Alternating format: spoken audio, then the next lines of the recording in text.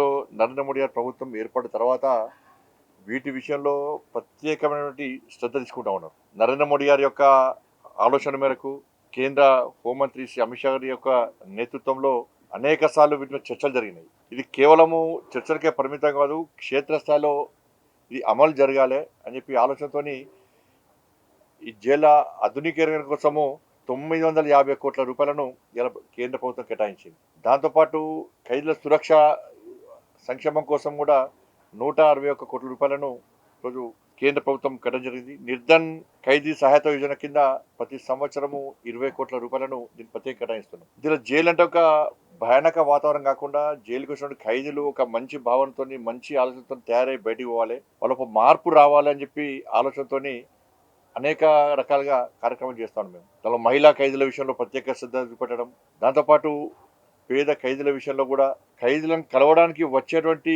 Visitors కూడా వాళ్ళ కుటుంబ సభ్యులు కూడా అన్ని సౌకర్యాలు కల్పించాలనే ఉద్దేశంతో అన్ని రకాల ఆలోచనతో మనం చేస్తా ఉన్నాం మనం.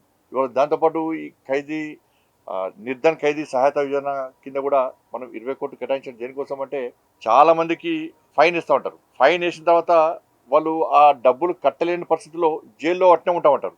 కానీ వారు కూడా సహాయం చేయాలనే ఉద్దేశంతో ఇలా ఈ ప్రత్యేకంగా ఈ కార్యక్రమాన్ని ఈ పథకాన్ని తీసుకురావడం జరిగింది. కానీ ఇవాళ మీరు చూస్తున్నారు, ప్రొడక్ట్స్ చూస్తున్నారు, ఇవాళ వాటిని ప్రోత్సహించే ప్రయత్నం చేస్తున్నాం.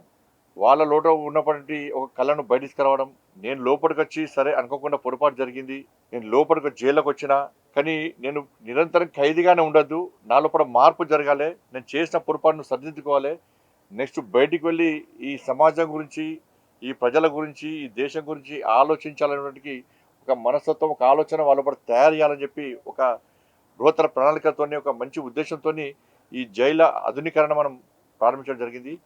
ఈ జైలు వ్యవస్థ అనేది రాష్ట్ర ప్రభుత్వం ఆధీనంలోకి వస్తుంది. జైళ్ళ నిర్వహణ అంతా కూడా స్టేట్ గవర్నమెంట్ పరిధిలోకి వస్తుంది. అయినప్పుడు కూడా కేంద్ర ప్రభుత్వము నిర్వహణ విషయంలో కానీ అనేక రకాల ఆలోచన విషయంలో కానీ రాష్ట్రాలకు సహకరిస్తూ వస్తున్నది. కాబట్టి రాబోయే రోజుల్లో కూడా అయితే కేంద్ర ప్రభుత్వము నరేంద్ర మోడీ గారు, అమిత్ షా గారు ఏ ఆలోచనతో ఈ జైళ్ళ విషయంలో, జైళ్ళ ఖైదీల విషయంలో కానీ, జైళ్ళ ఆధునీకరణ విషయంలో కానీ, ఖైదీల సురక్ష విషయంలో కానీ, మహిళా ఖైదీల విషయంలో కానీ, పేద ఖైదీల విషయంలో కానీ ఒక మార్పు విషయంలో ఏ విధంగా ఆలోచిస్తారో దాని భవిష్యత్తులో కూడా దీన్ని అమలు చేసి ముందుకు ప్రయత్నం చేస్తాం.